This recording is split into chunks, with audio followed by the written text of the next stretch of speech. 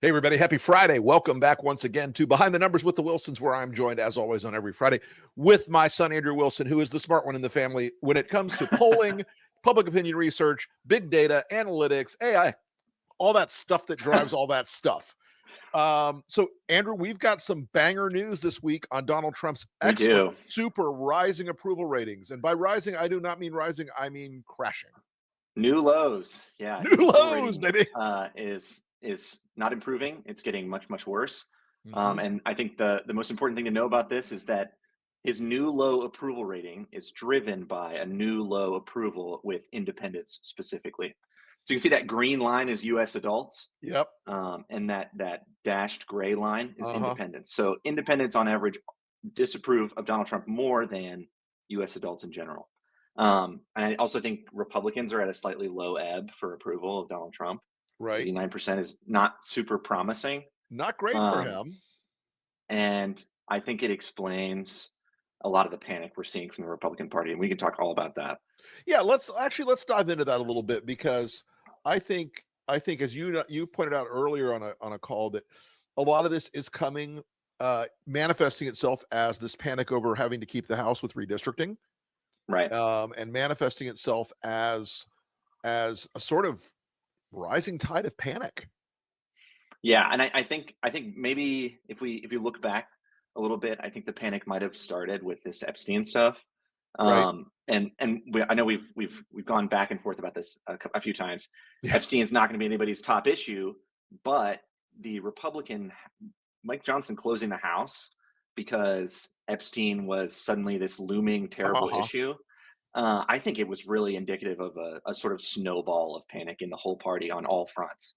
And redistricting it's scary for a few reasons, I think, and we can talk about that. But at the same time, it's clearly a sign of panic. I think that this moment that we're looking at the party where they feel like they need a cheat code to hold the House is look, they may get their way in Texas, and they have a harder hill to climb in Florida because of amendments 5 and 6, which are the redistricting Right. amendments from 2010. Um, but but Democrats, if they fight back on this and level the playing field, I think it does two things.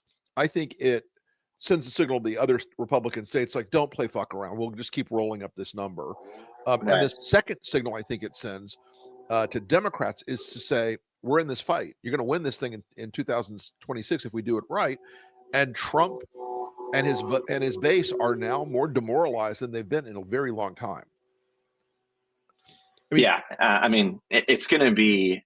I mean, I hesitate to describe future elections as a wipeout or whatever no, blue no, no, no, wave. no. We don't do that. But at the same time, Republicans are in this very unenviable position, and they're all attacking each other. This is Reuters Ipsos as well, showing Woo! him at a new low for their poll. Um, I mean, I mean, folks, it's not just the look. Trump's approval rating, folks, has always been. And Andrew, you talked about this before. It's always been sticky, right around 40%, just a little right, lower, just a little higher. Never quite, does much better. But a 56% disapproval. He's now in the territory Biden was in when everyone was like, "He's doomed. He's powerless now." right, yeah. I mean, this was uh, Joe Biden's pre-election approval rating, and you know we're only in the second quarter of this year, and Trump has all this. 2026 is going to be devastating, and I think losing is actually going to hurt him. It's going to even knock down his approval even more, Yeah, because he he's always can't been take a seen by loss. his people as he cannot be defeated. Trump always wins. Um, so we're starting to get some really shitty economic news popping out. They've revised the first Yeah, 2 quarters of the year now, way, way down. Um, and obviously, economics are always a big primary level driver underneath all this. I mean, I think that's probably good for another 3 to 5 points of disapproval on the top line. I think Um, that explains why independents are where they are right now. yeah, That that subset of the electorate is really focused on the economy, and that's why they went with Trump. That's right. why, because he, was extremely focused on the economic message, whether or not it was industrial gospel or whatever, Right. but it Gas and it did groceries. work, right? Of course, but it did work with independents, and he's failing on that. He's Yeah. not doing anything about it, and the big ugly bill made it, much worse, and it there's no end in sight really I am for super where we're excited headed. the ACA health premiums come due with the big jump they've added in the ACA health premiums this year. I am excited to see how that goes because it is going, in my view, to to split off a fraction of those Republicans. Those all those Cubans in Miami was like, no, I don't want Obamacare. It's so yo soy socialismo, but they want their ACA. And now it's going to go up significantly in price. We're going to have more people uncovered right as the bill starts to kill rural healthcare and small town healthcare and lower income healthcare facilities across the country. I mean, has he bought himself this sort of perfect storm? I think so, and you can see it across the polling with Republicans. His approval rating, Gallup found it at 89, but on specific issues, he's almost universally under that, except for Talk foreign about that affairs. for a minute because I think people, So what yeah, the reason this is happening is because Republicans are, you know, a lower and lower ebb on each issue. They're right, drifting away just slightly on each issue, except for Ukraine, which I'm surprised by. But I'd have to look back and see. yeah, But independents are doing the same thing a little more dramatically than Republicans. That's why his approval rating is at this 40. His disapproval is at 56, and approval's at 40. And there's no way around the logic of if your approval rating is in the 40s and you're going into midterms, yeah. you're not going to perform well. In a funny way, I wish this chart was differently weighted because, folks, what you're seeing here is that 2/3 of the country disapproves of what he's doing. Right. When you add the Democrats and the independents together, you got basically 2/3 of the country, and and he's in a train wreck with most American voters right now. I mean, and yes, that Republican loyalty to Trump in a few clusters is very strong. Ukraine thing It's is strong and sticky. yeah, but the It, Ukraine thing, Andrew, I think that goes back to our Red Dawn, conservative types who are not ever going to be pro Putin no matter what Trump tells them to do.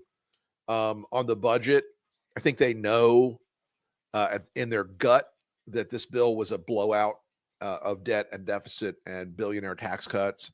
Um, and the economy in general.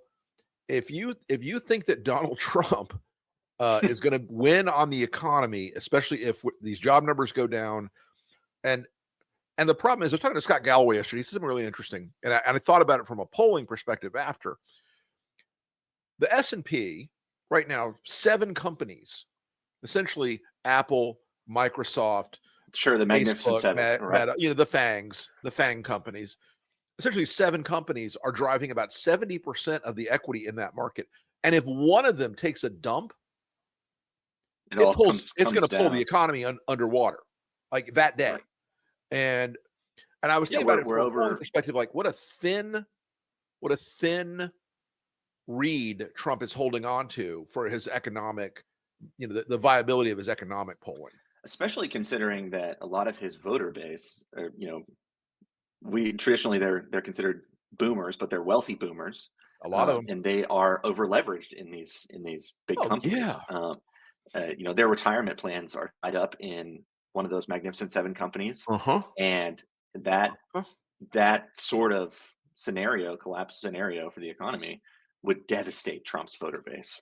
Yeah, I mean this isn't like Procter and Gamble like losing 25% of its equity tanks the economy.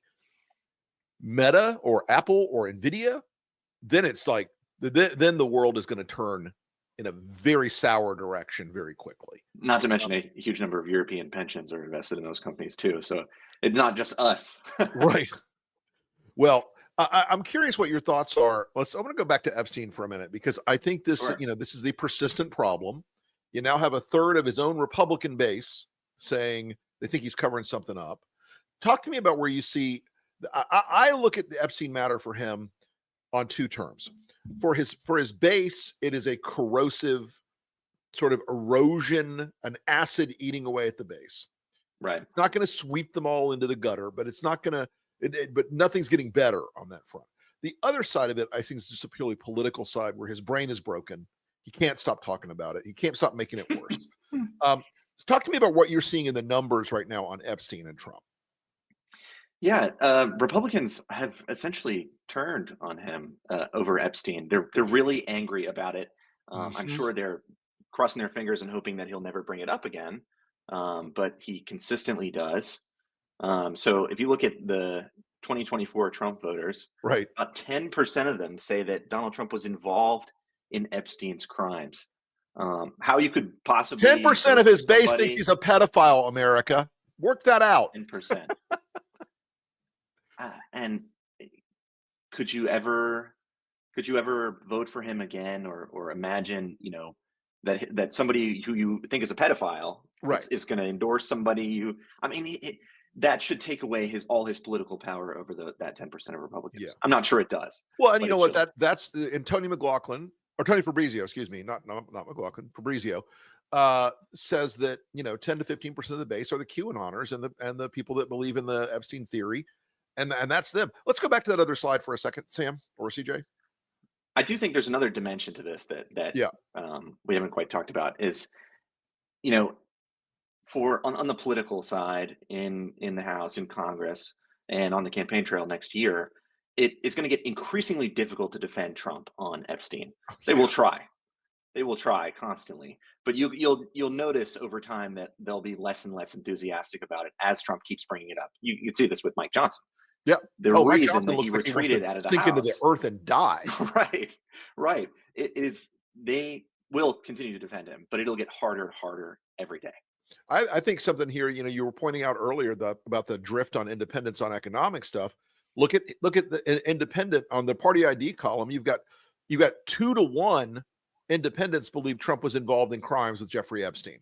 2-1, right. 47-23. And I think this is also another dimension of independents wanted him to focus on the economy. Sure. But instead, he can't stop talking about Epstein. And he keeps introducing all this doubt about Epstein.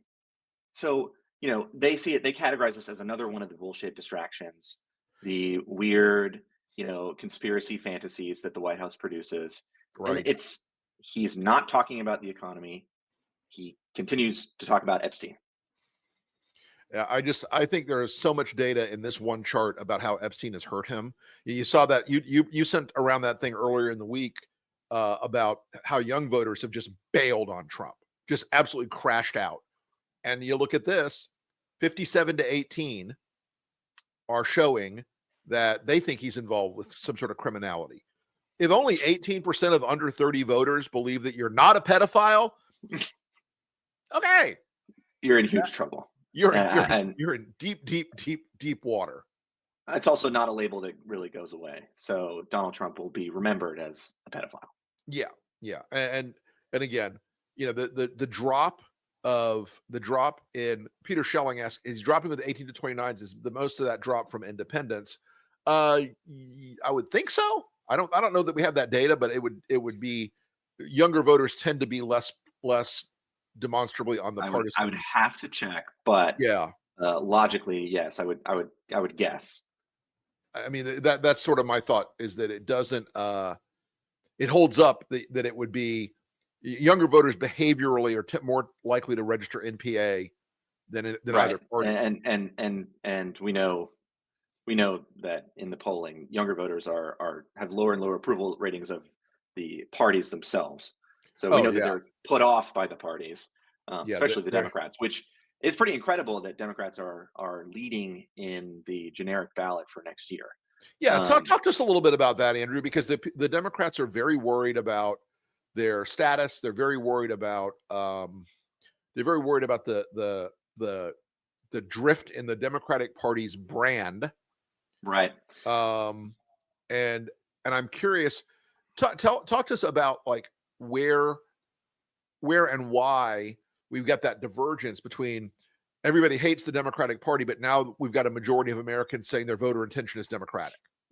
Right. Yeah, it's an interesting dynamic and a bit of a contradiction. Yeah. But it's true. Democrats are at a very low approval rating historically. People do not like the party. But No. they are leading by a handful of points in most generic ballots. I think the explanation is that the base is frustrated with the approach.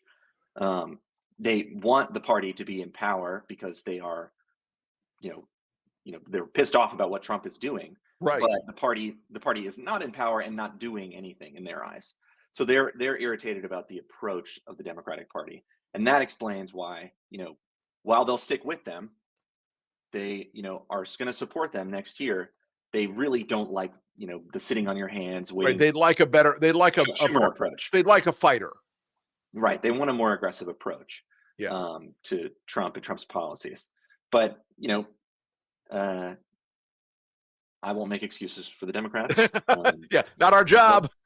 no, certainly Not not. our job. But it may come to 2026 and they're back in power and hopefully they do something. Yeah. I mean, I think Trump's. I think like a meta problem for Trump right now is the Epstein thing has consumed his brain. It's really hurting him mentally. He can't figure a way out of the box. He's so struggling with it so hard every day.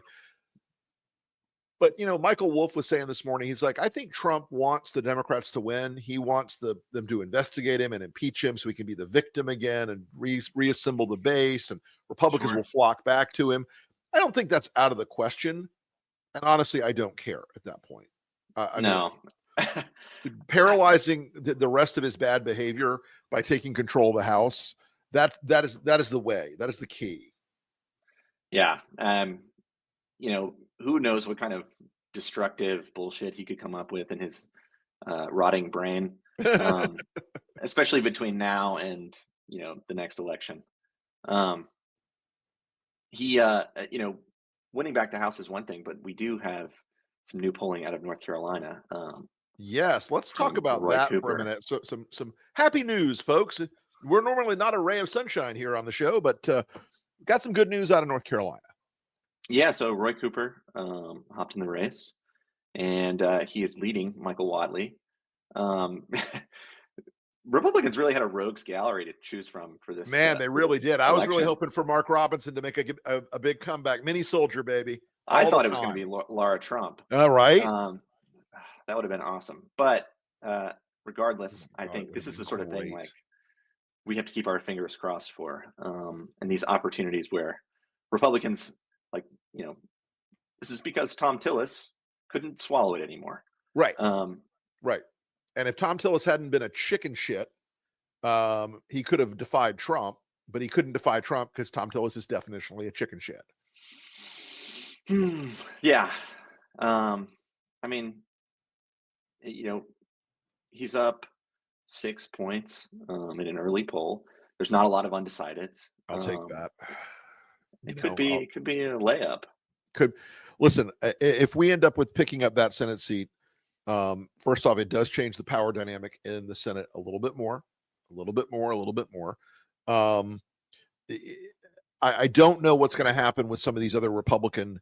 There's a lot of unhappiness out in Republican land right now. Folks I've been talking to the last couple of days that I know who are still in Republican polling and media circles are they're whistling past the graveyard in some ways. It's like somebody said to me yesterday, he's like, yeah, La Savita talks so much shit and it's a big, it's good. It's a good psych head game. But he goes, at some point, we've got to not have fucking reprehensible dipshits on the ballot. I'm like, oh, well, you're in Trump's party now, Chief. But what else we got, Andrew? I mean, that was the There's the big thing of the day. So yeah, it was. Well, I think we got to keep an eye on independence, folks. We got to keep an eye on the economic front. We got to keep an eye on how much Trump can continue to crap the bed on Epstein. I mean, it is a bit of a perfect storm right now. It is, and all these issues sort of slipping away from him with Republicans. Right. It threatens the coalition. It certainly threatens his ability to crown a successor. I think it, especially for JD Vance, it hurts him quite a lot. because he's Oh, the one primed to take on Trump's coalition. yeah. And the more and Well, more Trump steps in it, yeah.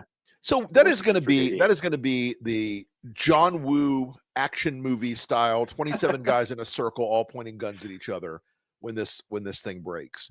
Um, when do you think we're going to start seeing maneuvers more publicly from those guys? I think they're suppressed until pretty late Yeah, I think because so of as Trump. well. But but but I think the Democrats are already like, shit. Those guys are out like getting office space at this point. Yeah, I mean they have hit the ground. Gavin Newsom, Pritzker, they're all out there fundraising and talking to people. But the Republican field is going to be a bloodbath, and you'll see the usual clowns. Vivek Ramaswamy is going to be Yeah. there. I would be surprised if Kristi Noem wasn't going to run or Oh, someone like Corey that. Lewandowski is ready to run his girlfriend for president. Right. 100%. 100%. Um, it's and it'll be it'll be exciting, but I do think JD Vance is probably best positioned right now, Sure. unless there's some And he's bizarre outsider. But Peter Thiel's boy, so right, yeah, let's see what he's we get got out the of that. Silicon Valley money. I don't know. All right. Well, we'll keep track of it, and we'll see you again, folks, next week on another edition of Behind the Numbers with the Wilsons. Andrew, I will talk to you later. Cool. Thanks, folks.